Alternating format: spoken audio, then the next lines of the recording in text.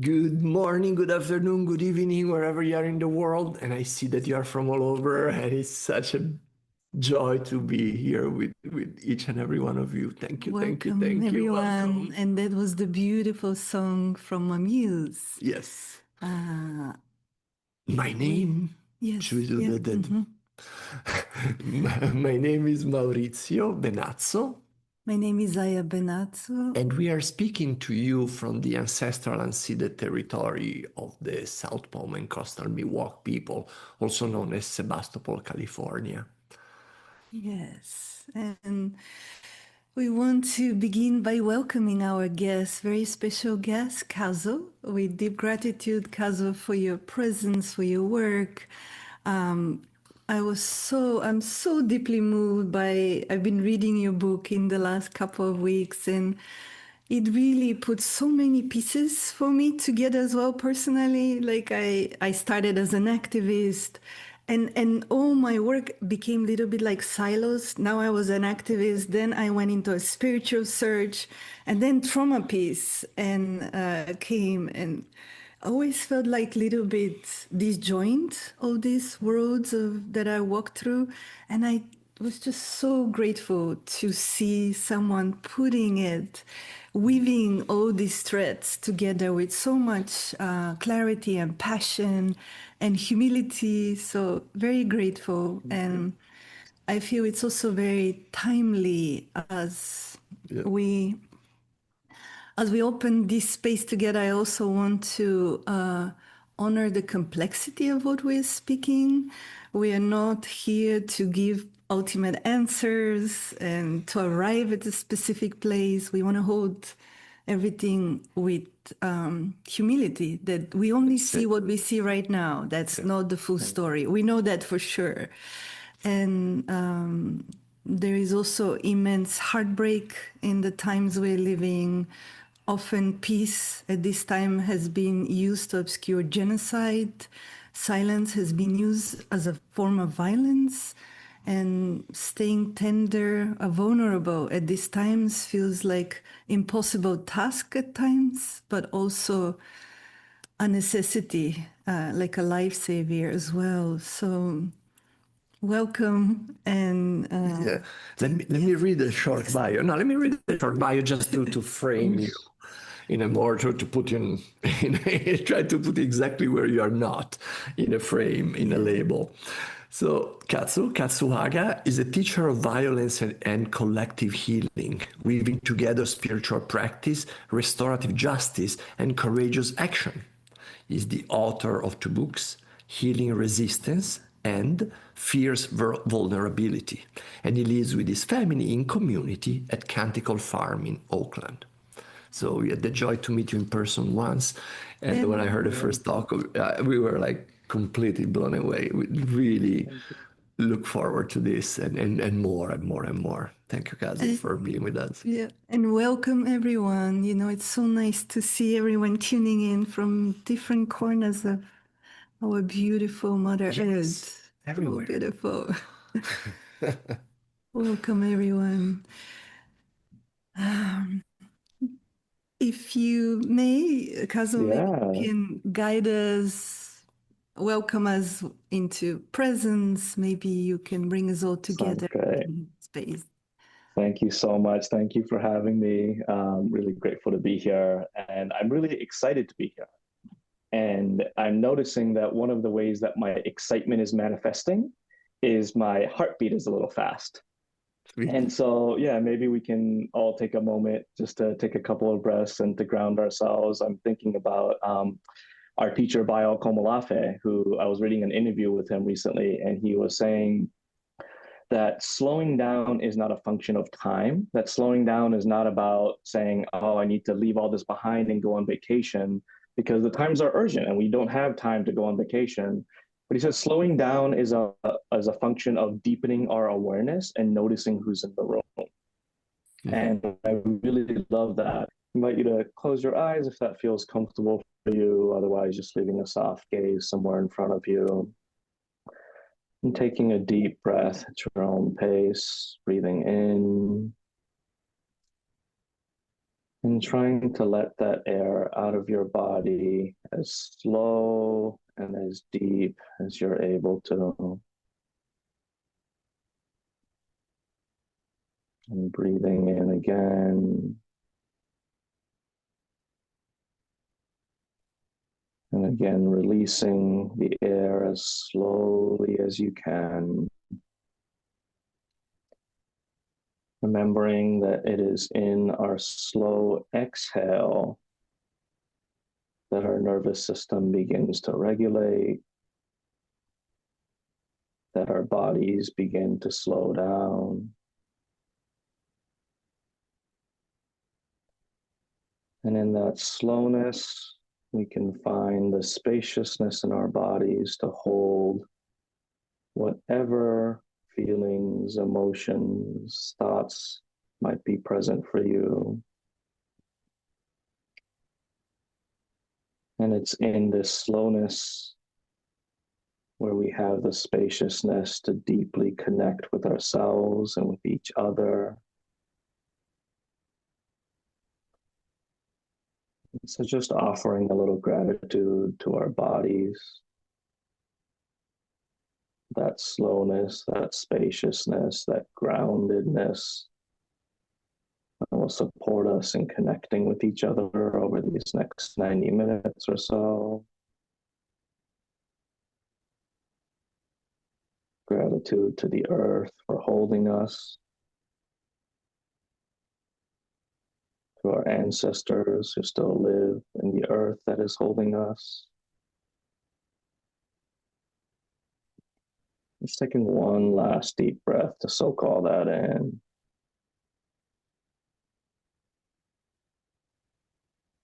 And releasing it as slow as you can.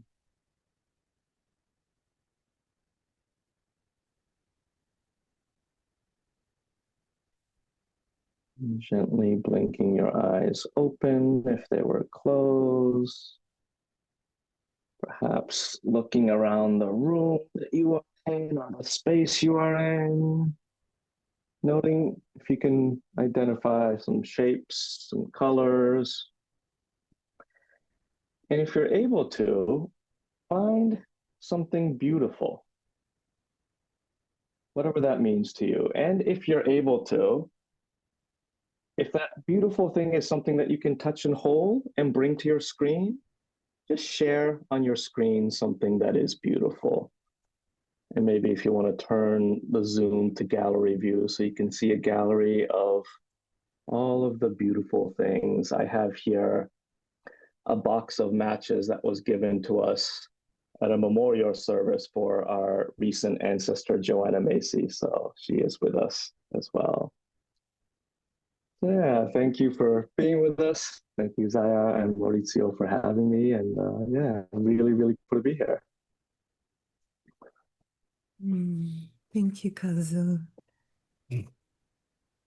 Well, we will reserve space to bring our community into conversation with you. So we'll reserve about 30 minutes at the end, and you can type your questions in the Q&A box or raise your hand, and then we can bring you on screen. I did. And we invite everyone to kind of be considerate of the time so we can have more voices, hear more of you, of us. So, Kazu, if you would like to just maybe begin with some kind of orientation about Sounds great. Fear's vulnerability and what feels important to bring at this moment and to share before we start the conversation. Yeah, thank you. I'll try to be a little short so we can have a lot of time for conversation. But yeah, we're here to talk about this thing called fierce vulnerability. Fierce vulnerability in many ways began as a conversation between me and my dear friend Chris Moore-Bachman about the word nonviolence. Chris and I are both longtime practitioners and trainers in nonviolence. Me coming from the tradition of Dr. Martin Luther King, I've had the privilege to be mentored by many elders who work closely with Dr. King, and Chris was a student of Gandhi's. And as practitioners and trainers of nonviolence, we always felt like there are so many misunderstandings about the word nonviolence and what it means that in many ways it actually becomes a hindrance with the communities that we want to work with. You all at SAND recently put out a social media post that says true nonviolence isn't about being neutral, right? That nonviolence is not about being polite, it's not about being comfortable, it's not about avoiding conflict, but it's about taking an active stand against violence and injustice where we see it and calling it out and doing something to transform it. But because there's so many misunderstandings about the word, Chris and I, for many years, was talking about let's just find a new word. We need to rebrand nonviolence. And at some point, we decided to continue to use the word nonviolence because the word ties us to a really important lineage that we didn't want to lose access to. So we decided to continue to use the word nonviolence, but during that conversation, these two words, fierce vulnerability, entered our lexicon. And for some reason, it just kind of stuck. And we felt like there was something that these two words, fierce vulnerability, together was trying to tell us. And so as two trainers, what are we to do but reach out to two more friends of ours, Sierra and Anutra, and we designed a 2-day workshop called Fierce Vulnerability to try to figure out what it was trying to tell us. And we did a workshop and it filled up right away. So we did another workshop and did another workshop, and it kind of took on a life of its own and eventually became a book. And, you know, fierce vulnerability, like you were just saying, Zaya, like it's not something that we thought about. It's not something we figured out. It's something that we listen to and continue to listen to try to understand what it's trying to tell us. And it's still not something that I figured out. The first words in the book Fierce Vulnerability is, I don't know what fierce vulnerability is. And I'm really serious about that. It's a series of inquiries and theses and experiments that we are trying to put out there into the world to try to figure out how to bring more collective healing. A few things that I want to share that I am more certain of, or I, at the very least, feel from the depths of my heart is, one is that, and I just mentioned Joanna, Joanna Macy talked about what she called the great turning. I feel from the depths of my heart that we are in that place of mass transformation, right? Transformation at a scale that as a species, we have perhaps never experienced before. And, you know, some people call it the polycrisis and social and ecological collapse. And of course, there's elements of collapse in there, but there's also elements of birth and renewal. And, you know, you all just also recently released The Eternal Song. We were just talking about it. Beautiful, beautiful film. And I've had the great privilege throughout my life to be around a lot of indigenous elders from a very, very young age on Turtle Island in North America. In particular, I got to spend a lot of time as a youngster around Chief William Commanda, the Anishinaabe Nation, and Thomas Banyanka of the Hopi Nation. And they're two elders who were responsible for kind of communicating with us these two really important prophecies, the Seven Fires prophecy and the Hopi prophecy, that both spoke of this time that we live in as a time when we as a species have an opportunity to make a choice, right? And depending on the choices that we make, we can create a lasting peace, or we can continue down a path of destruction.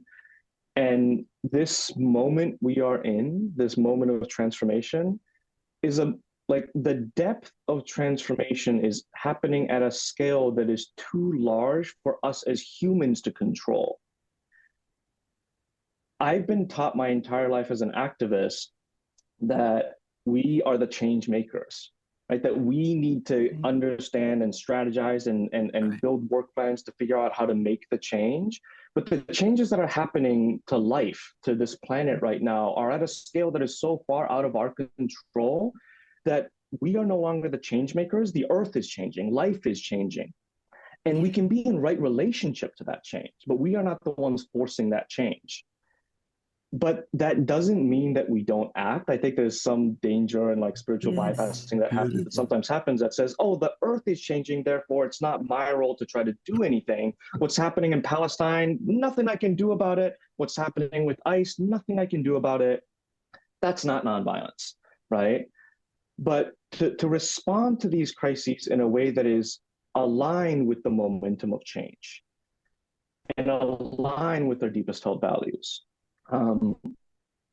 And to use this moment of change, when we think about change and visioning, we oftentimes think of like the new frontier, right? And like it's part of the worldview that got us into this mess, is that everything always has to be new and shiny. But the change that is happening right now, I feel in my heart, is actually about returning and remembering that we belong to each other and that we belong to the earth. And as an activist, there's a lot of undoing that I've had to learn in this.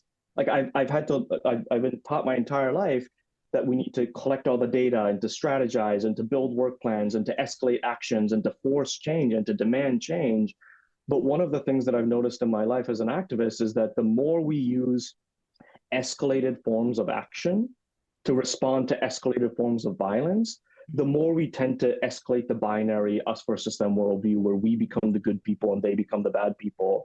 And it's that worldview of division, the delusion of separation, that is destroying our planet.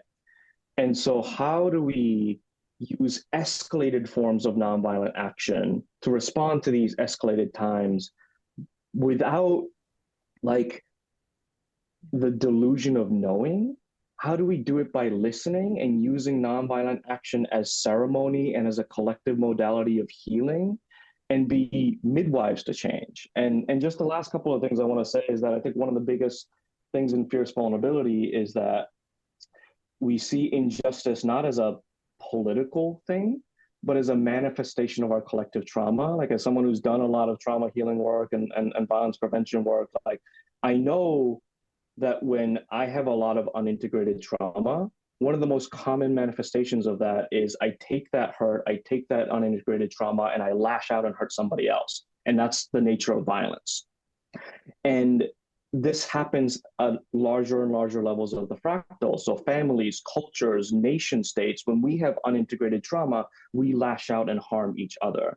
And so injustice is less a political thing and more a manifestation of our collective trauma. And if we can see that, then can we build social movements that respond to this state violence and injustice, less with the spirit of we are here to shut things down, and more with an energy of we are here to open things up, right? Like, we know that if someone's operating from a trauma state, you can't shut that person down. It's not effective in healing. What you need to do is open things up. And how we do that is the part that I don't fully know. I have thoughts, experiments that we're running, but this is the experimental fierce vulnerability. And the questions that we are exploring is, what is the spiritual and emotional preparation that we need to do to show up in response to the crises of our times in a way that brings about more healing? So that's a little bit of the context, and yeah, just really looking forward to seeing where this conversation goes. Wow, Beautiful. so rich, and yeah, we can go in so many directions, but maybe just the last piece you said, it's so powerful. Injustice, and you write in your book, is not political, but is a manifestation of collective pain. And so how do we practice that? Like, that's not something 1, 2, 3, that's how you hold it, but how do we walk with it, understanding, without colliding it into what I would call, sometimes we have, and I had it in me, spiritual naivetism, that is like, oh, if I love the most moral army in the world, IOF, then if we all love them, they're going to change. They're going to stop the brutality and the violence. Or if we all love Trump, he'll change. Yeah. So how do we hold both? We know that behind what IOF is doing in Palestine and the whole system, it's pain, it's trauma, and yet it's a system that also enables it. That's right. Yeah, I think your question is getting to one of the biggest kind of misconceptions about nonviolence, and the reason why Chris was like, we need to stop using the word nonviolence, because people think that, oh, if we just love everybody, they will magically transform. And I've never talked to a serious practitioner of nonviolence that believed this, right? So this is not what nonviolence has advocated for. The few things that I want to share in response to that is, one of my favorite definitions of nonviolence comes from this old feminist and activist named Barbara Demings, who wrote a piece called The Two Hands of Nonviolence, where she said the practitioner of nonviolence always has one hand facing outward, and with this hand we say no to the oppressor. With this hand we say we will not support your injustice, we will not pay for the bombs, we will not pay for the guns. With this hand we will even interrupt the easy pattern of your life. But the practitioner of nonviolence always has the other hand outstretched, sometimes with love and sympathy, sometimes not, but always outstretched. And with this hand, we say, we will never cast you out of the human race. We will always believe that you can make better choices than you're making now, and we will be here for you when you are ready. But in the meantime, we are going to do everything we can to disrupt the easy pattern of your life, and to do so in a way that, like, I do oftentimes engage in practices where I Trump, and I know that that will never transform Donald Trump. It will never, he will even never know that I am doing this work. It will never change him, but it does change me. Like the work that I am doing to release my heart of resentment and to remind myself of the interdependent nature of the universe orients me in how I walk through the world, right? It reminds me that if even Donald Trump is part of this interwoven web of humanity, then I must also be part of that interwoven web of humanity, and that I ultimately belong. And that if somebody I love is causing harm, I'm going to do everything to stop them because I love them, because they are not in their best, right? So I think, you can't heal a relationship with someone who is actively abusing you. The violence needs to stop first, but to try to remember that we are trying to do it not only for our liberation, but for their liberation as well. Yeah, yeah. And I love again how you weave all these threads, social justice, spirituality, trauma healing. To this day, we still often hear many people in the spiritual community saying, oh, that's political. I don't want to hear about that, or I don't want to get involved. I'm here doing my spiritual practice. That's political. Yeah. How can you say a little more how in your journey, trauma healing is connected to your activism and to your spiritual practice? How are they? Yeah, I mean, I think that's the elevator pitch of fierce vulnerability is at the intersection of spiritual practice, trauma healing, and nonviolent action. And I think spiritual practice to me at its best is, I oftentimes joke about this. I think it might have been in my book. Like I consider Neil deGrasse Tyson, the astrophysicist, to be one of my great spiritual teachers, because when I hear him talk about the cosmos, I am left with the same awe at the vastness and the mystery of the universe. And so to me, that is a spiritual practice. A spiritual practice is something that connects me to something so much bigger than myself as an individual. And if I really believe that I am part of something much greater than myself as an individual, then I can understand that individual liberation is a myth. It is a delusion. There's no such thing as individual liberation in an interdependent world. And so if we think that we can practice, whether it's trauma healing or meditation or spiritual practice, so that I can feel better, without understanding that if I'm not also working to change the systems that are harming the people that live right next to me, I can feel liberated and free and free of stress and trauma, and then walk out the door, and then my traumatized neighbor is acting out their trauma on me. So how free am I? How liberated am I? And so I think it is a delusion if we think that we can just stay in our churches and temples and monasteries and be liberated ourselves without working on the real life impacts that is affecting so many people. And so I think, spiritual practice, trauma healing, social justice, like to me, they're all different ways of looking at the same thing. And if we're not looking at it holistically, then we're only looking at one small piece of it. Right. Yeah. Wow. Well, I remember being a young activist, and I was carrying so much anger, and it was perfect because I get to release the anger through direct action, and it was working for a while. And then, and then until it didn't, I had to really also turn inside and do the trauma healing piece. So, what would you say?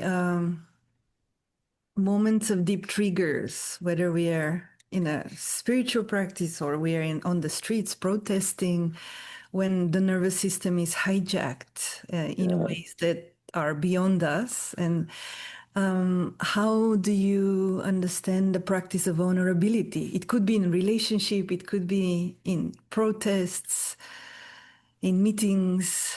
What does it look like? And that's exactly when we don't want to be vulnerable, when we are. Yeah, totally. When we shut down and tense up, and yeah, no, absolutely. One of the things that we say in nonviolence is that nonviolence isn't about waiting until someone pulls the trigger and then figuring out what to do about it. It's about noticing all of the moments where tension is escalating that we could intervene before something blows up.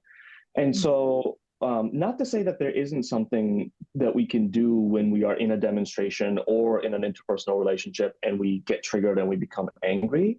But so much of the work of nonviolence and spiritual practice and healing is to do the work so that when we show up in these difficult moments, we've been building our capacity to be in escalated situations and remembering to breathe, right? So like when I used to engage in nonviolent direct action as a youngster and I was driven by anger like you and going to protest, preparation for that protest looked like a 2-hour nonviolent direct action training that I would participate before going on a mass direct action. And I think what we are thinking about in fierce vulnerability is if we are going to a demonstration, I was at years ago, I got to spend time at Standing Rock. And when we were there, the elders there would remind us every time we go to a direct action, the elders would have a ceremony for us and they would say, remember that you're going to a ceremony. You're not going to a political action, you're going to a ritual and a ceremony. And I know that when I go to a ceremony, I prepare myself differently. Like that preparation typically starts like a week or more in advance. I might change my diet. I might stop watching movies and scrolling through social media. I may sit more in silence to prepare myself to enter ceremony so that when I get there, even if I encounter difficult things in that ceremony, I can stay grounded. And so I think a lot of it is like, if we know we are about to go into an escalated protest or demonstration, what is the work that we are doing, particularly in community, to prepare ourselves to be grounded so that we can carry the emotional regulation tools that we are practicing during spiritual practice, during healing rituals, that we can take into those direct action spaces. And also to like try to go, like fierce vulnerability is the vision is to create a network where everyone in the network is part of a small team of no more than 8 people with which we are doing this deep healing work with, so that you're not just 1 out of 10,000 people in a demonstration, you're 1 of 3 or you're 1 of 4, and you can support each other in grounding, because a lot more is possible in community than it is as individuals. And our vision is that if there's enough small pockets of 3 people, 5 people, 6 people who have been practicing these tools, who can be grounded in a moment of demonstration, that if there's enough pockets of those people, maybe it'll have ripple effects and it can have impacts on the larger movement so that the movement as a whole can be a more regulated nervous system as well. So yeah, it's a lot of random thoughts, but I wouldn't mind. No, it's okay. Yeah. No, yeah, to me it's so fascinating because I was thinking that our trajectory, even as an organization, right?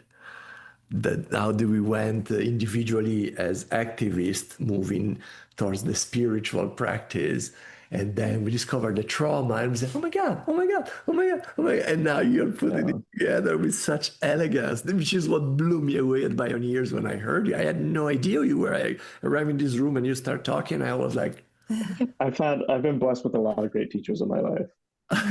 Yes, yeah. it's so beautiful. And I also want to, there is often that kind of outcasting the anger, like, oh, if you're truly Right. you don't get angry. And there is a life force. Our life force also is in the anger. It's just when it's projected is when it gets dirty or gets messy. But we need the anger to as a driving force. So how do we allow the anger to be in service as well of? That's right. I Yeah. love that question. And this is another one of those misunderstandings about nonviolence that's oftentimes out there is like, oh, if you're angry, you're doing it wrong, or if you're angry, you're not being nonviolent. And anger is a natural, righteous, legitimate response to experiencing, witnessing violence, injustice, oppression, all these things. I think the one of the tricky things about anger, because it's such a powerful emotion, is that oftentimes when anger arises, it oftentimes co-arises with hatred and resentment. And one of my favorite quotes that I learned is, hating someone is like drinking poison and expecting the other person to die. Like when we hold on to resentment, it actually hurts us more than it hurts the person that we're like. Right. The person you're hating is having a wonderful day, not even thinking about you. But meanwhile, like you can't move forward in life in a skillful and productive way because your heart is weighed down by hatred and resentment. Dr. King said that, I've chosen to stick with love because hate is too heavy of a burden to bear. And I think we all know what that feels like to be so caught up by hatred and resentment. And so I think part of the work when anger arises is to create safe containers within our own communities, within our own movements, to witness and process that rage so that it can be witnessed and we can parse out here's where the hatred and resentment is. Let me work with that. And here's where the anger is. And the anger is actually an energetic spark that reminds me of what's important and it energizes me to protect what I love and what I hold dear. And that is a powerful force. But if it's weighed down by hatred and delusion, then it can begin to weigh us down. So I think, similar to grief, I think movement spaces could benefit a lot from creating more intentional spaces for our grief, for our rage to be witnessed, to be honored, to be seen. Because if we're not creating explicit containers for that, it's going to seep out in our demonstrations, in our families, in our movies, in implicit ways. So I think giving it explicit space for it to be released, for it to be honored, whether it's through spiritual practice or emotional releases or whatever it might be, yeah, it's one of the things that I really want to invite from more and more movement spaces is to create more of those containers where these powerful emotions can be honored. Yeah. Yeah. We had a very interesting encounter this summer. We were filming in Mongolia, in a village, Tsatan village, which is at the border with Siberia. And Maurizio and I, we were going there, and we were like, we had that intuition. We're gonna meet an IOF soldiers there when we arrived. Like we knew you it. just knew it. The most remote place you can go to walk 2 days of horseback ride after 4 days of driving on dirt road. And we thought, Yeah. And like we felt this like in our nervous system. Of course, there is anger, there is rage, there is, and then there is also the longing to not outcast anything. So those feelings, we were walking with that, and of course, we arrive in the village. 2 days later, we do six, seven. yeah, and I'm always wear my keffiyeh. So they saw me and they were like, and they said, oh, those are the IDF soldier, young soldier we were talking about.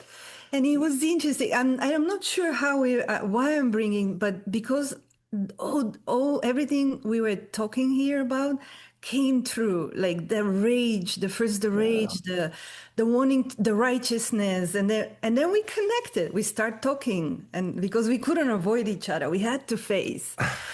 And it was very interesting to see how we were like fighting, anger was coming, then we'll step back. Because in them, I felt also their hearts. There was something in their hearts that wanted peace. And we're going to get to the peace part as well, whatever that... They're that 20 years old kids. I mean, Yeah. And it just felt like such an archetypal situation in which I don't think we resolved it. We just went, in and out, and keep saying we're committed to love, whatever that means again, because we could feel each other's heart. I think that's what was true. And again, I guess to voice a question is, what would be a nonviolent action in a moments like this when you meet what we would call the enemy or the other, And we could feel that little window of opportunity for some kind of transformation on a different level. Like, can you talk to that, or is there something, you know what I mean? Yeah, Like, those are incredible opportunities for something else to happen that is non-linear. Or absolutely. Yeah, and there's obviously no like magic button we can press to transform the minds of IDF soldiers so they would all leave the military and all exactly. that. But I Yeah. do think that it is possible to sow seeds and plant seeds. I imagine IDF soldiers or really any military when they are in uniform, like part of what they have to do is like literally physiologically just like tense up, right? And that tensing is a protective mechanism so that they don't have to feel their own vulnerability and that they can forget about their own belonging to the Palestinian people that they are oppressing, Right. right? And so any moment that you can give that helps them release that tension and reminding them that they're human maybe can plant a seed. And maybe even if there's enough openness to share, I've been sharing this one thing, the story a lot lately, that I have an aunt who is one of my favorite aunts. She was my favorite aunt growing up, and over the last 15 years or so she's become this like climate change denying Trump supporter. And nonviolence has always been about speaking our truth. And so when I think about the truth that I want to communicate with her, the thing that comes up immediately is like, what your understanding of climate science is wrong. And I think that is true. I do think that her understanding of climate science is wrong. I think I am right on this issue. But I also know that if that's the conversation that I lead with, that she would immediately get defensive and we'd start arguing. And at the same time, I ask myself, like, is there a deeper, more vulnerable truth that I can communicate with her that might not change her mind, but at least might plant a seed that might continue to be nurtured? And there is. And that truth sounds something like, I miss you. Like, you used to be my favorite aunt, and I mourn the relationship that we can no longer have. And I'm worried about you and what happened. And I think that's a lot of what fierce vulnerability is experimenting with, is like when we meet our enemy and our opposition, is there a way that we can lead with our vulnerability in a way that might just shake them up and plant a seed of doubt or of questioning that might keep growing once we go our separate ways? And what is the emotional healing work that we need to do to prepare to play that role? Because when we become vulnerable, when we're sharing our vulnerability, we're opening up our hearts. And so it might be easy for us to get re-triggered, re-traumatized, re-hurt. And so there's another beautiful quote. I love quotes. There's a beautiful quote from Reverend Nadia Bolz-Weber, who says, preach from your scars, not from your wounds. And so like, if we can do our own healing work enough, then when we're out there having a conversation with our family members, people with political differences, our opponents, then maybe we can still lead with our vulnerability, but we've done enough work around that the scar acts as a protective shield that can still touch our heart and touch our vulnerability, but also protects us in some way. And so, there's no magic pill, but there are opportunities in those moments to humanize and plant a seed that make people remember that, oh, they are actually part of something much larger than themselves. And maybe that's the best we can do in that moment. Wow. And then in other places, demonstrations, political protests, BDS, whatever we need to do to stop the system, right? So Absolutely. Yes. yeah. Absolutely. Yeah. Preach from your scar, not from your wounds. Yeah, I love that. Like, ooh, Yeah. stunning. I love these quotes that like it's I just a love few it. words, but you can think about it for forever. Yeah. Yeah. And something you touched in your opening, like walking that edge, I would say, in old activism, we had strategy, we had goals, we had to shut down a factory, and yet we always arrived at a place that was not enough. Even if we shut down in the incinerator, they're going to open another factory. And so how do we walk with that? Yeah. Allowing that the change, we're not the change makers, that the change happening through us, and there is a larger intelligence that is guiding it, trusting that, and yet doing the work of undoing the empire. I mean, even like the systems we're facing there, it can be overwhelming. How do you dismantle colonialism? How do you dismantle apartheid? You know, when we think in terms of systems, it's overpowering. And but then we can also be cornered in the silos of self-help, and I just need to do my own self-healing, and then the world is going to change miraculously. So how do we bridge these two, or walk with both? If only it were so simple. You know, when we were at Standing Rock, we were there to stop the construction of a pipeline, to like shut down the pipeline, right? But it was also very clear from the indigenous leadership that, you know, they say like, no, we're not protesters, we're water protectors. We're not here to shut down the pipeline, we're here to protect the water. We are here because we are listening to the earth telling us that we need to be here to be in solidarity with the land and the water. And there's something different about that framework. Yes. And, you know, I do believe, and I want to be very clear, like, so fierce vulnerability, the first time we did that workshop, we were very clear that the tagline for that workshop was fierce vulnerability, direct action that heals. And we imagined it as a direct action workshop. And since then, we've come to understand that fierce vulnerability is much bigger than that, but we're very clear that we're not saying that we don't need to be engaged in nonviolent direct action and civil disobedience. That is part of my lineage as a nonviolence practitioner. We do need to use our bodies to shut down pipelines, to shut down government meetings, whatever it might be. And at the same time, can we still move with the spirit of opening things up? What does that look like? I'm reminded of another quote from Bilgi Varghese, who is a friend of mine who is an incarcerated nonviolence trainer. He's currently incarcerated in Soledad State Prison in the Central Valley here in California. And he once told me years ago, he said, resolving a conflict is about fixing issues, and reconciling a conflict is about repairing relationships. And that so often in our movements, we only think so far as to how to fix the issue. So fixing the issue is like, what is the pipeline we need to shut down? What is the legislation that we need to pass? What is the politician we need to kick out of office? And all of those things matter.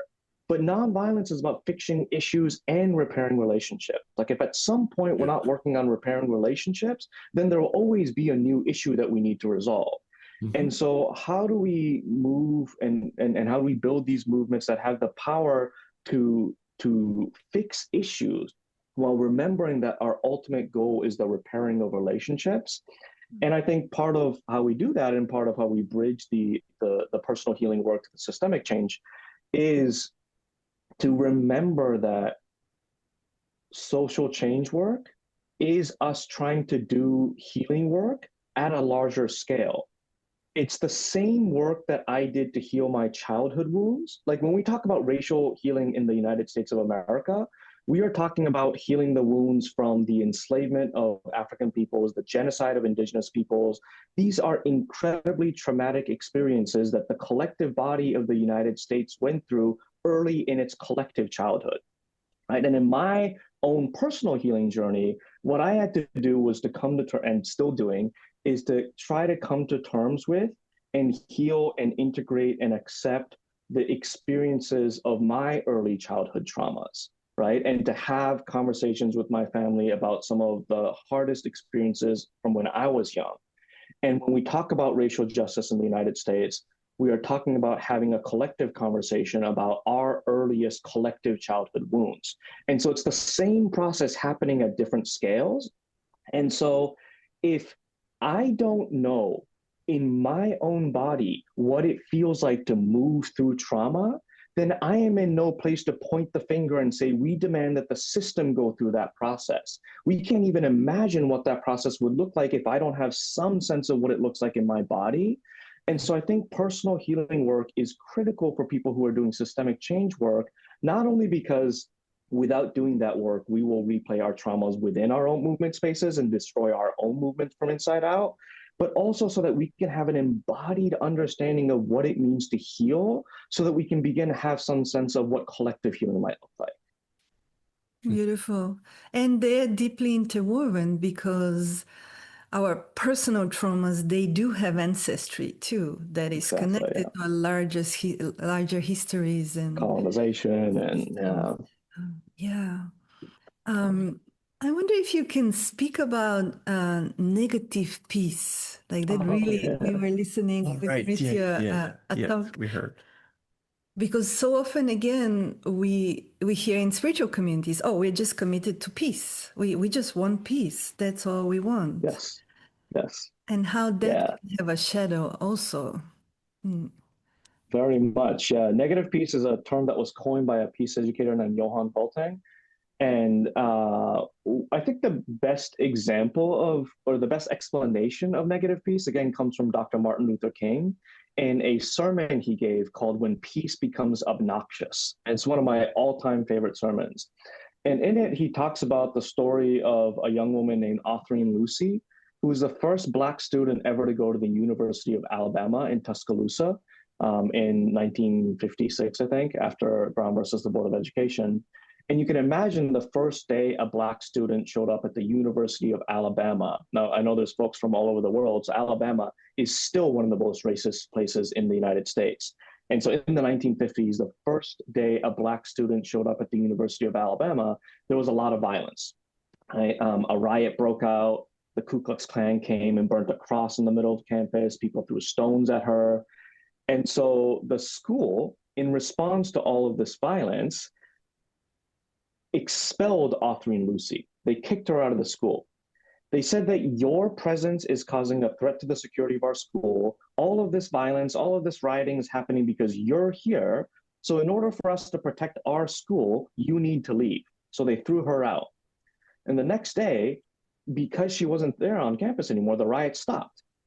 And the local newspaper ran a headline that said, "Things are quiet in Tuscaloosa today. There is peace on the campus of the University of Alabama." And so it's in this context that Dr. King gave the sermon, When Peace Becomes Obnoxious. And in that sermon, he said what happened on the university wasn't a real peace, it's a negative peace. And he said negative peace is the absence of tension that comes at the expense of justice. Oof. And he said that what happened on that university is the type of peace that stinks in the nostrils of the Almighty God. Like, this is one of the greatest peacemakers our country has ever known, the winner of the Nobel Peace Prize, saying this is the kind of peace that stinks in the nostrils of the Almighty God. So, like, when we think of peace, we think of quiet and calm and scented candles and all these different things. And, you know, like, I oftentimes say that, like, the moment after the bomb was dropped on Hiroshima, I bet things got really quiet, right? Did we just create peace? And of course, some people do argue that, well, the bomb was dropped so we could create peace. But if someone is screaming in my face, that's not peaceful. If I punch them in the face and knock them unconscious, did I just create peace because they're no longer screaming? Like, it's an absurd way to think about creating peace. But this is the misunderstanding of peace that allows us to justify going to war to create peace. Like, if we just kill all the terrorists, then we'll have peace. We see what's going on in Palestine and all over the place. If we lock up all the criminals, then we'll have peace. If we just lock up all the protesters, and if the protesters would just shut up, we would have peace.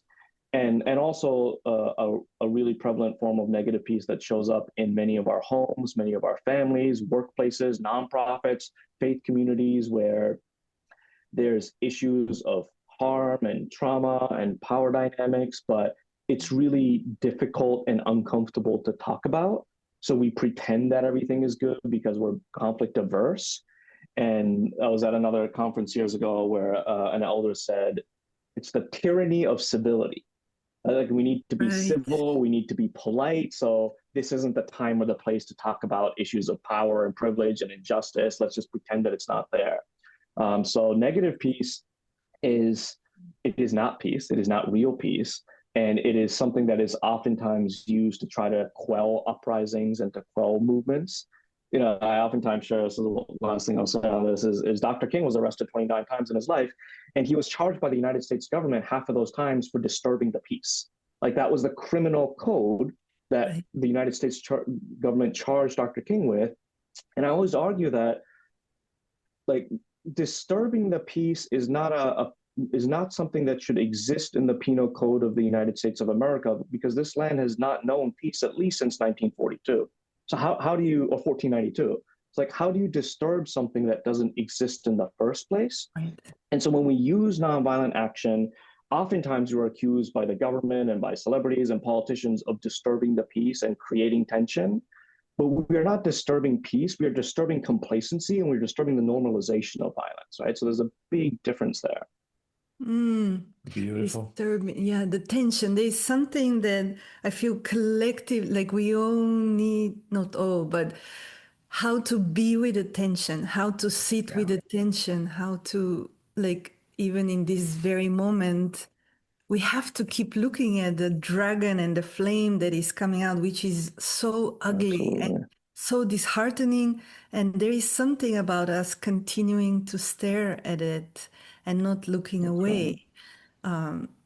So sitting in discomfort, I feel like that's a skill, a practice that is very uncomfortable. Yeah, which goes against all the logic of relationship, patriarchy, right. capitalism, and Right. everything. It goes against Totally. that. No, you should be, like they say, tripping over an homeless person because you are late to a yoga class, right? Yeah. The same, even in relationship, as you were saying, even in Yeah, we want to relationships. escape the tensions. Like, You how do want we peace. just...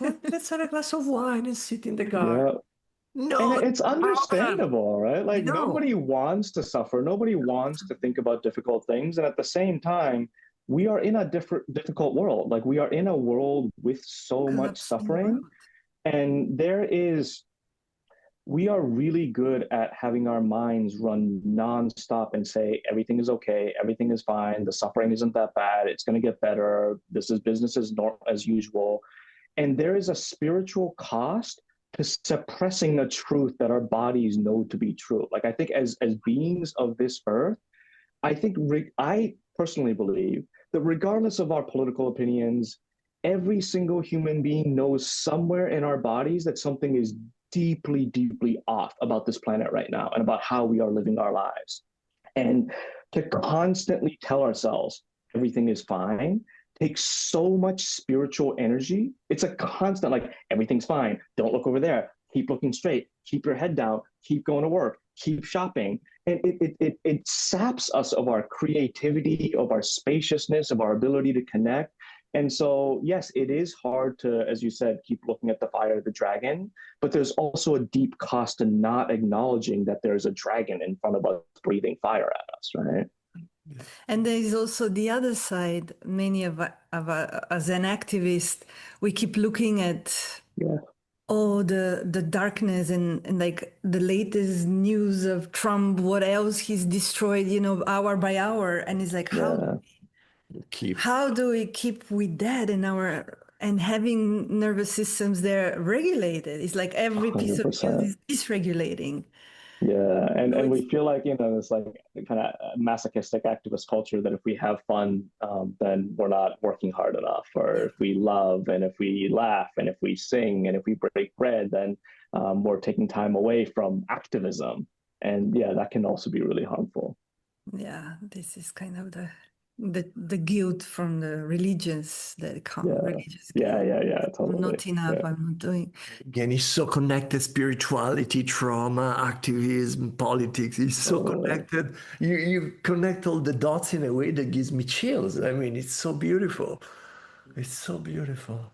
Yeah, yeah. And siloing these realms is part of our wound, collective wound. That's the way to leading us. If you silence, avoid it, you avoid the dragon, because you are the tail of the dragon. It's part of patriarchy and capitalist conditioning is to like silo and put things into categories and pretend that they are separate. Right. So, you're here, spiritual practitioners. You're here, the activists. You're here. Yes. Yeah.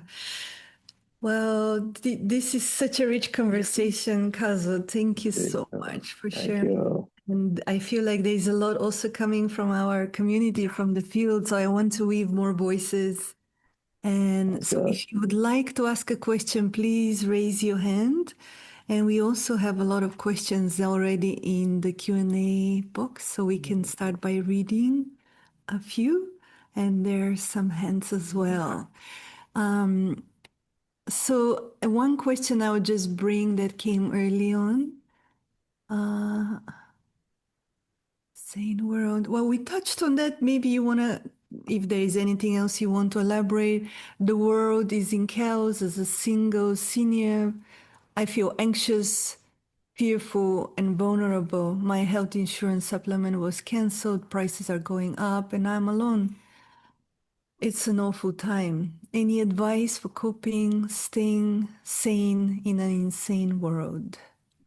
Yeah, and I welcome you all to, offer your wisdom on these things too. But first of all, yeah, I just want to take a breath with you and thank you for sharing that vulnerability that you feel alone and that, yeah, these are really, really, really crazy times. And ironically, you are so not alone in that anxiety, right? In that fear, in that sense of loss. And there are so many people who are there with you, and we are all there with you.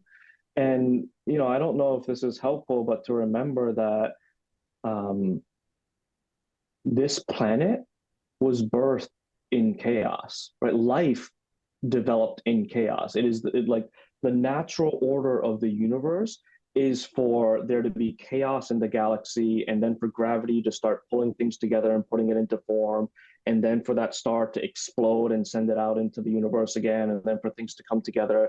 And it is in this dance and this oscillation of rhythm and chaos that life is created. And so it is an incredibly chaotic time, but that means that it is also a time when so many new systems are being birthed. I think one of the challenges right now is we become so dependent on the state for our healthcare, for work, for purpose, for community. We become dependent on capitalism, we become dependent on the state, and those things are in a state of collapse. But if you look close to the ground, one of the things that I've really noticed over the last 10 years is the birth of so many mutual aid projects, intentional like living communities like the one that I live in, that are actually meeting the needs of people much closer to the ground. And so to know that you're not alone in your anxiety, and to remember that in this moment of chaos, there are new systems that are being birthed that will ultimately support our needs, and to turn to your neighbor, to turn to your family to try to get those needs met. So yeah, that's a little bit of what I have to say. Yeah, beautiful. Thank Thank you. you. Let's see. I also want to ask about the community you're living on. Maybe Yes, since you I'm so mentioned just curious about for the a canticle. Canticle in Italiano is cantico. yeah, So the Cantico. people, cantico. Canticle Farm in Oakland. Tell us more about this community. What's Yeah, the... so Cantico Farms were 13 homes, a yurt and a tiny home, about 40 people. We have a home that is dedicated for formerly incarcerated men who are doing restorative healing work.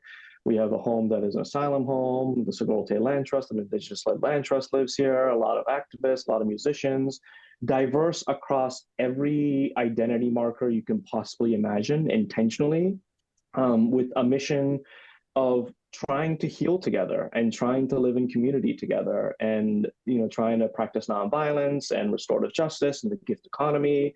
There's a space, a room just outside of the office that I'm in now that is a restorative justice room, that is a room that is dedicated only for the use of restorative conflict engagement. So the idea is that if there's conflict in the community, that's the only time you're allowed to be in that room, is to try to repair together. So there's a space that's dedicated exclusively for that. Just before we got started, I was hearing songs right outside of my window, because every Sunday morning there's a beautiful liturgy service that happens with songs and prayers. We have weekly practice nights and meditation, and we try to, just support both ourselves and the immediate neighbors together. There's a bunch of kids, like I have a kid, and so we raise all of our kids together, and to try to rely more on each other and less on the system outside of us to have our needs met. So it's the greatest privilege of my life. And it's a What's that? farm as well. It's a No, no, farm. no, no. It's Canticle, a couple of garden beds. It's not a farm, Okay. even though we do also have about 80 acres a couple of hours away from Oakland that we are trying to kind of increase the capacity so that they can grow more and more food. But yeah, we farm community and relationships and healing. What a It's beautiful beautiful. vision and practice of living together. Oh, Yeah. Yeah. Beautiful. I want to see if Gabe wants to join us. Gabe, welcome back. I love that you're brooming. I love that. Symbolically. Yes. Okay. Yes, I'm glad to be back here, and I'm glad to hear you were talking about our indigenous people here in the United States. Absolutely.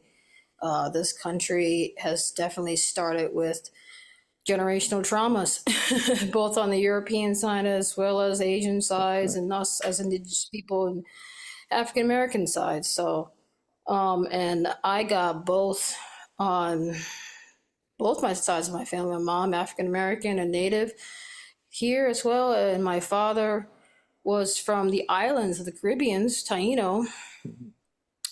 So obviously I have that side of the family, and so yeah, I have all of that. But it was a question I had was around. I'm trying to remember what it was. Take it down. Generational, yeah, the generational traumas. So, oh, now I remember what it was. So I wasn't raised Native because my grandmother was raised as a Black Native that was told not to talk about her indigenous side of her family. So she didn't pass it down to us. And she only passed it down to my mom because my mom was like very persistent child to just know about the family. So she was the only one that my grandma passed stuff down to, but she only passed down only enough that she could talk about, that she was able to talk about. Other stuff she was not able to talk about. But a year before she passed away, my grandma was insisted on telling us because my aunt was like, if you go, all that stuff goes with you.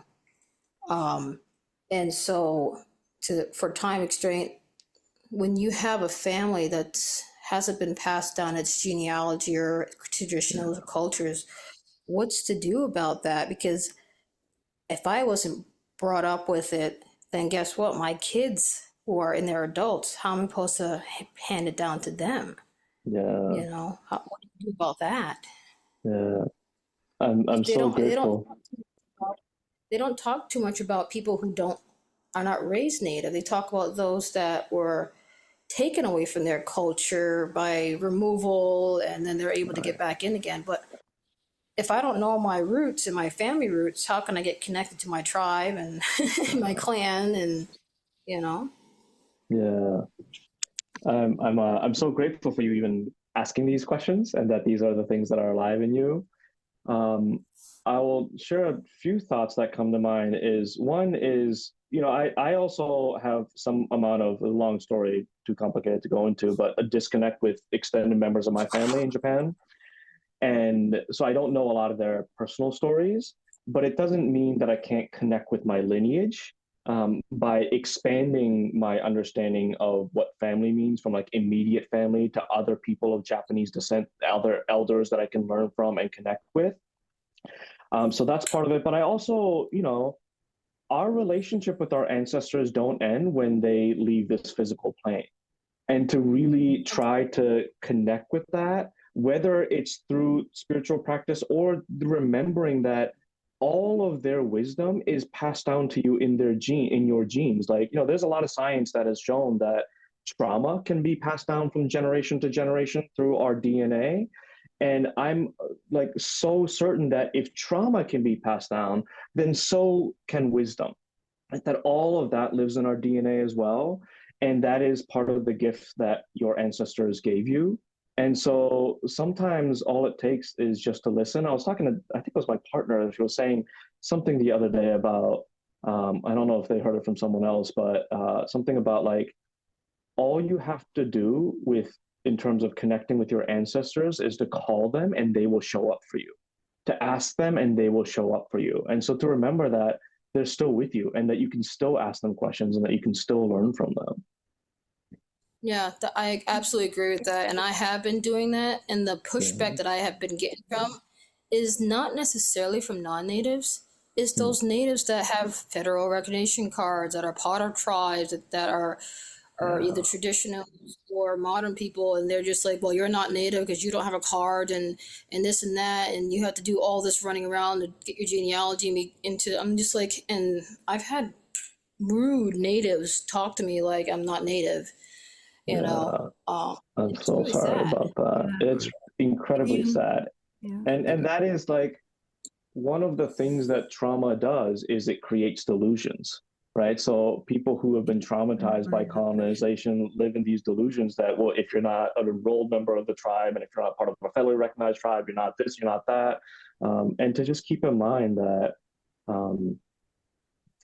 I once heard a beautiful thing that said, holding space for trauma survivors is not the same as believing them. That you can hold space for all of these indigenous people who say you're not native because this and that and the other thing, and knowing that that is a repetitive delusional message that they get from their trauma, without believing in the things that they are saying, right? Because what they are saying is not true. Yeah. Beautiful. Internalized oppression. Yeah. Absolutely. I'd like to read a really beautiful question from Mo Wells. Any insights on dealing with internal resistance to the healing process due to the systemic programming of having twisted and weaponized the good into a tool of manipulation? Very good question. The message learned is, if someone says this is good for me, it will probably hurt. How do we work with this internal resistance to allow the space for true healing work to penetrate our mind, heart, nervous system? Yeah, that's a great question. Healing work is scary. It really is. It's, like performing an operation or a surgery is never easy. It's really messy. It's oftentimes very painful. The two things that come to mind right away is to start small, to start with baby steps. A lot of this work, like whether you're talking about nonviolence or healing or whatever it is, like you have to start with the steps that you're ready for. And I share this story in the book. Years ago, I was at my first, there's an experience called a jam that I went to, and it was the first experience in community that just kind of like broke me wide open and made me realize how much trauma that I am holding in my body, particularly around some of my early childhood experiences with my family. And I realized in that moment, like, oh, I need to start talking to my family about this. And the idea of having that conversation with my family was the scariest thing I could possibly think to do. And it took me 8 years of meditation retreats and therapy and going to more jams and writing about it and journaling about it to build up the courage to actually begin that conversation. And even now, I'm still scared to continue on that journey. And so, yeah, to give yourself a lot of compassion and to take baby steps. And to really, this is something I can't stress enough, to try to do this as much as possible in community. I once heard a leader from a movement for Black Lives say that we are taught to heal collective wounds individually. Like a lot of our wounding are collective wounds that we have gotten from our ancestors and our collective identities and experiences. And we are taught that we need to heal these things individually, one-on-one in a therapist's office. And I have a therapist. I love my therapist. I love therapy. And there is something that can only happen when we heal in community and when we are witnessed in our healing process in community. And so to try to find restorative justice spaces, going to jams, whatever it is, finding communal spaces, because again, so much more is possible in community than alone. So those are some of the thoughts that come to mind. Wow. Let's hear from Amy. Amy Chen Mills. Yay. Hey. Hey, welcome. I'm the one, Kazu, who's trying to get you on the radio here in Santa Cruz. So I will be following. Oh, the one that you emailed me the other day. Keep trying. Cool. And I saw you speak down here. My question is about the idea of healing trauma, sort of.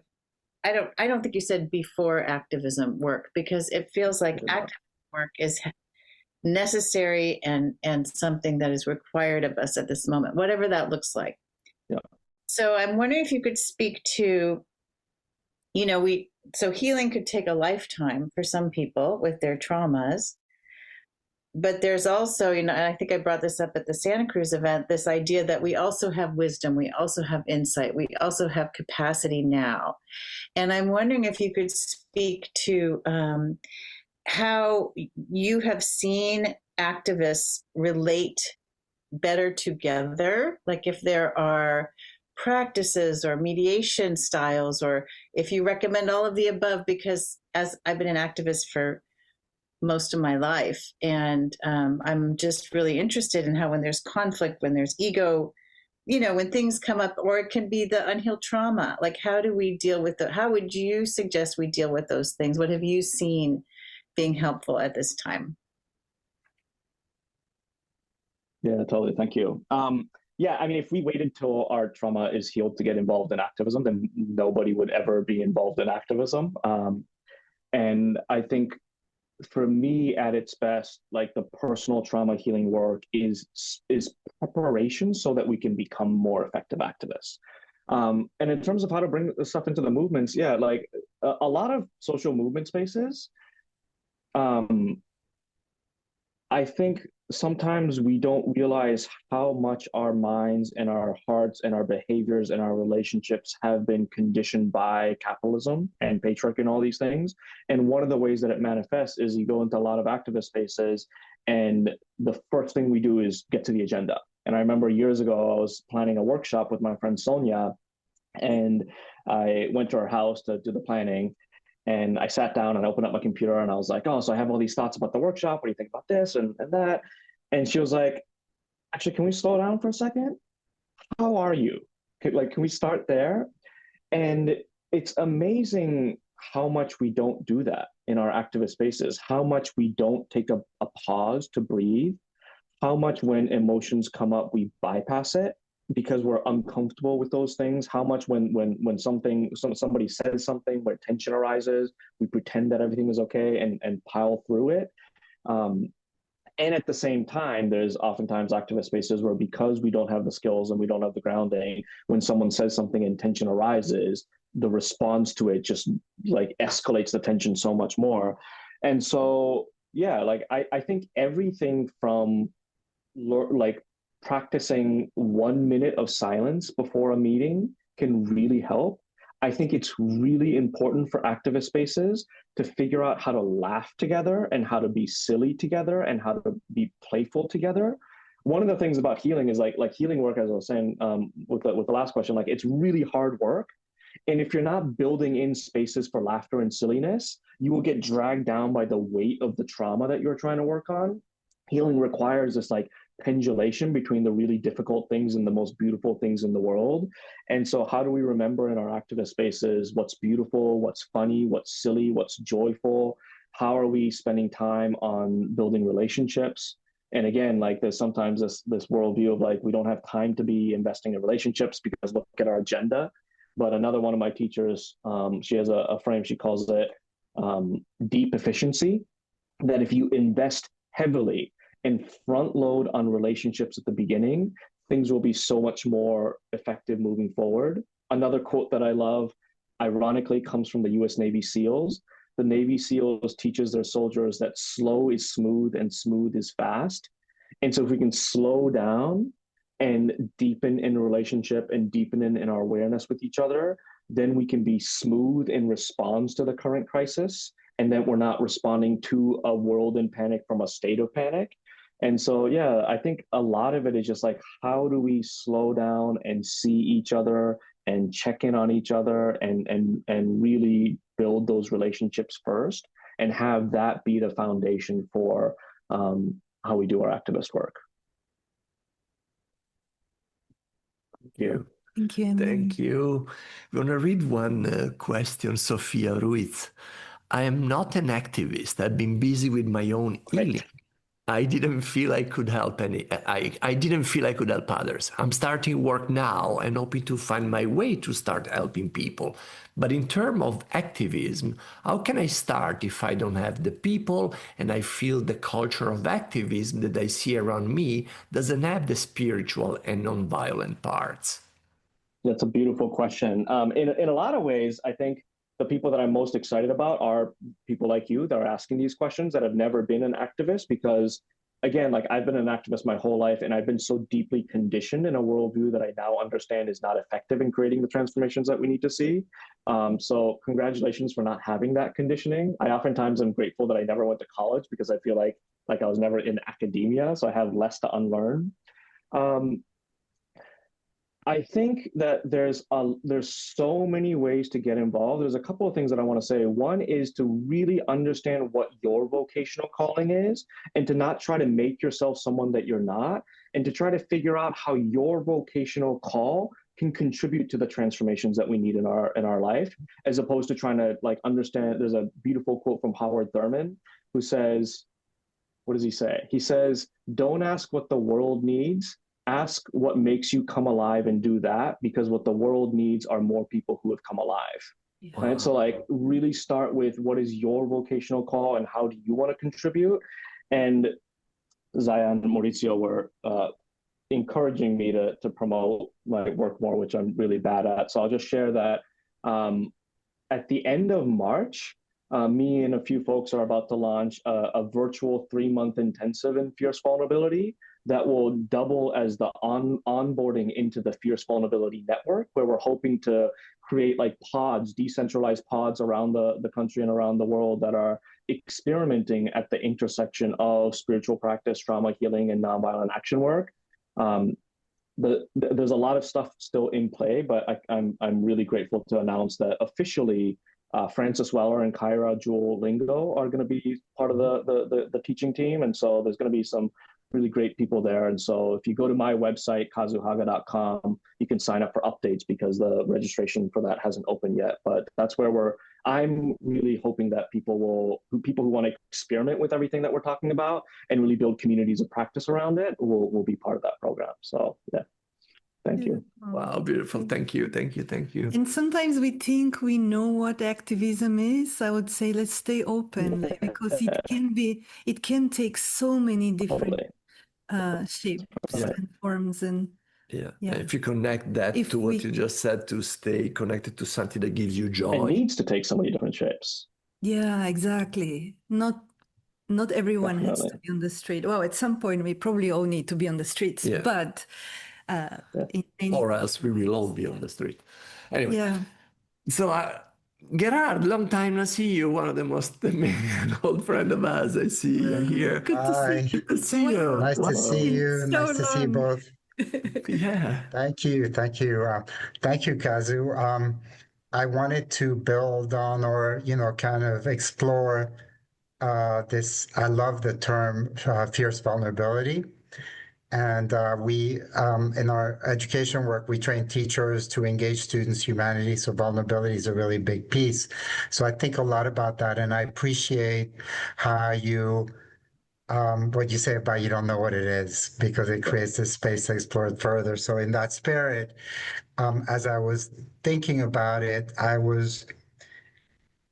feel very drawn to the authenticity that I do not have a problem in terms of, this came up when I was experiencing trauma. I saw that my mind wants to have the security of, I have a problem, I know what's going on, I feel terrible. I had this gut-wrenching, kind of childhood trauma that came up. And I felt the vulnerability of being with it without drawing conclusions.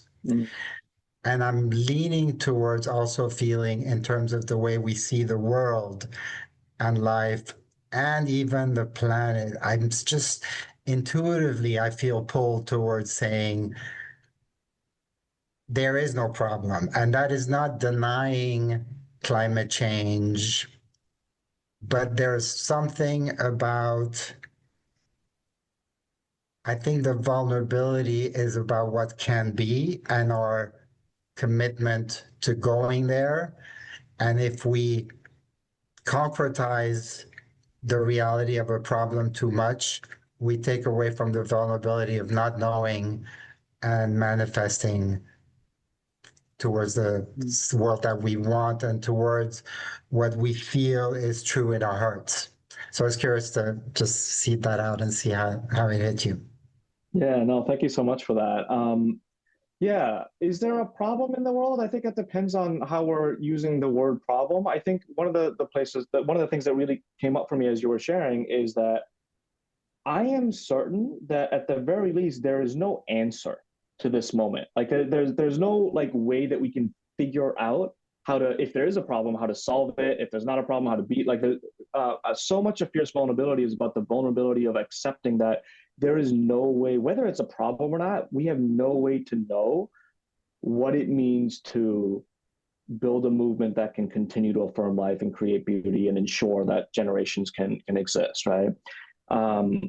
But the fierceness to not have that kind of put us in a state of inaction. Like I think we do need to continue to be led by the questions as opposed to being led by the answers or being led by the certainty of there is a problem and this is the problem and this is how to solve the problem. So, you know, I don't know what the question project is, but I love the name because I think this is not a time for us to have certainty about answers and analysis. And maybe that's where it's like, if you believe that there's a problem and you know that what the problem is and you can create research and data points to understand the problem and analyze the problem, then we can figure out the solution to the problem. I think that's ironically problematic thinking. But if we can just accept that we don't know what kind of transformation is happening, we just need to learn to be in right relationship with it. What are the questions that we need to be asking, and how do we allow those questions to guide us into action? I think that's a little bit of what fierce vulnerability is calling me to do. So I don't know if that, you know, how you feel about that, or if there's anything else that comes up for you there. Yeah, no, I think the uncertainty, the lack of pinning it down is beautiful what you're saying. You know, I had the experience of going into the trauma, and what I realized, what I experienced was I had identified with the trauma so much, with the problem basically so much, that first of all, I was terrified to even mention it, particularly to my wife, because I didn't want to see her to see me as wounded. So I was terrified of mentioning it. I was terrified of going into it. But when I engaged, when it came up again in my, as a more mature adult, I felt that I know that I'm happy, but I'm experiencing something terrible. Yeah. And so if I had identified with the problem, and I think the same thing applies on a grander scale, then that becomes the reference point. Something's wrong, and I have to fix it. And then our activism becomes fixing the world.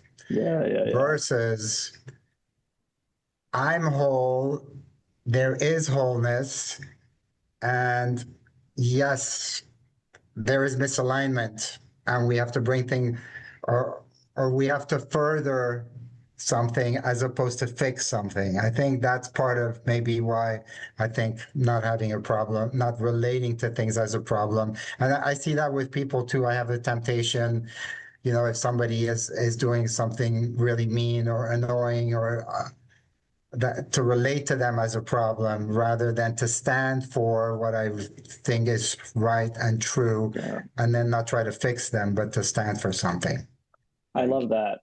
First of all, I went to Amherst High, and I don't know if that's at Amherst, Massachusetts, Stuart Amherst College or whatever, but yeah, no, I really appreciate that. I think there is something about like concretizing something and saying this is a problem, the world is a problem, the climate crisis is a problem, does orient us in this like rigid way.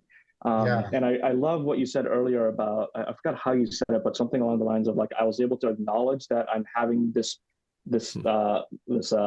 challenging moment without identifying with it as if like this is who you are. And I think you know, the polycrisis is real, but it's just an experience that we are going through. It is not the thing that defines our planet. And if that's not the thing that defines our planet, then what are? And I think there's a lot of possibilities in that question. Beautiful. Thank you. I really appreciate the exchange. Thank you, Gerard. Do you want? So, Time is getting so many beautiful. I know. And so little time. But I do want to weave this because it's coming from Palestine. I'm wondering what approaches can you use? This is Lamis. What approaches can we be used to support children currently in Gaza experiencing the heavy trauma? I know the faith healing is crucial part as well as play-based approaches, but what else can be helpful? Yeah, I mean, I don't know that I'm the right person to answer that other than to say that, I was talking to a Palestinian activist a while ago, over a year ago, and he was saying that, when it comes to protecting people in Palestine, for us, he was speaking for himself, for them, it's not an issue of violence or nonviolence. It's an issue of resistance. Like any form of resistance is squashed. And so he put it very blankly, like he needed people outside of occupied Palestine to be mobilized to support the children of Palestine. Like there's very little he felt that he can do in the moment. And so it was a real important wake up call and call to arms of people who are not in Gaza, not in Palestine, to see what we can do to support and mobilize. But I think, for the children of Palestine, it's with so much mourning that like there's nothing we can do to create like true peace in Palestine tomorrow. Like I so wish that were a possibility. And in these moments, sometimes there's nothing we can do other than to love our children. And that is both heartbreaking and heart-wrenching. And like it is the most powerful thing to tell a child that they are loved, that they are whole. And perhaps that is the only thing that can happen. And perhaps it is the most powerful thing that can happen. And to hold that tension. And I want to add, actually, thank you. Somebody already put it in the chat. We work with Project Hope in Gaza, Palestine, and they're delivering water and food. But lately, IAS has been organizing like camps for children in Gaza to come together and learn breakdancing and singing, like anything, a space that is a little uplifting. So by supporting Project Hope, you enabling on the ground people who understand what is needed to help the kids be together in a group and dance and release whatever is needed.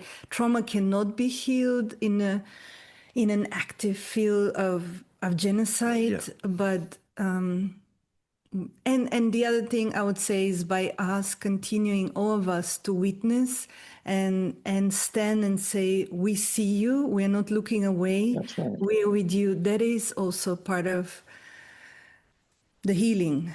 Yeah.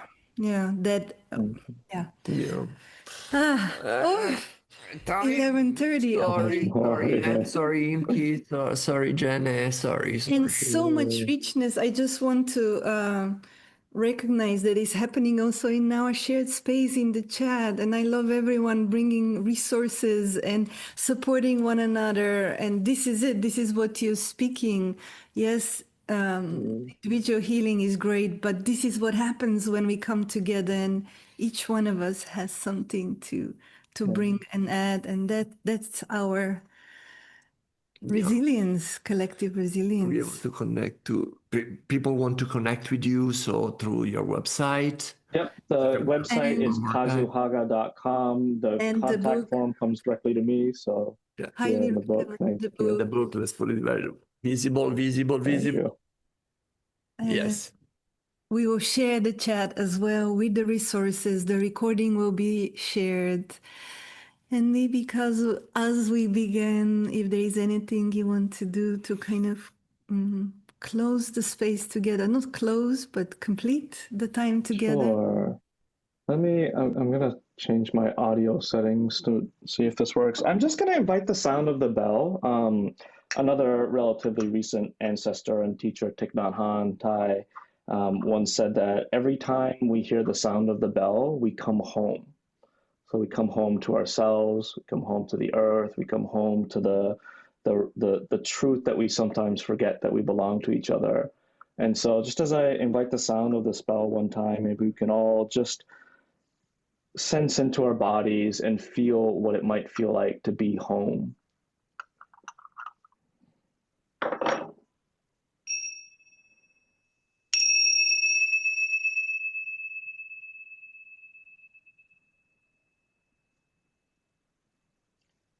I'm not sure if you were able to hear that, The but second one was very good. Yes. welcome home, everybody.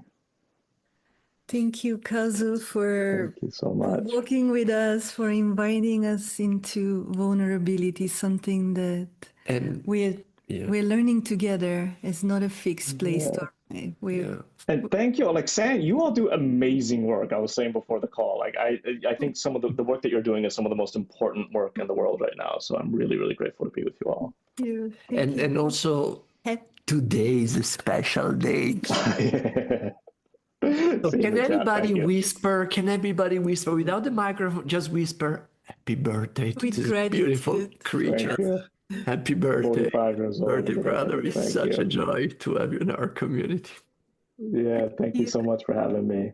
We want to thank also our team at Send, Alexis, Lisa, Jean-Ric, Carlos, Sarah, Amber, Cynthia, Michael. Thank you so much Many for more. making this possible. And till we meet again, thank you, Kazu. Thank you all. Thank you so much. For tuned in. And next weekend, we have another incredible conversation with Jennifer Mullen, decolonizing trauma. So please make sure you tuned in. That will be also very, very rich. I don't remember the date. Lisa, if we can put it in the chat, that would be great. Yes. November 22nd. 22nd. I was a bit off with the week. So welcome back. See you soon. And if you haven't seen our film, The Eternal Song, and the series of film, The Wisdom of the Ancestors, please make sure you check out theeternalsong.org. It's amazing. Yeah.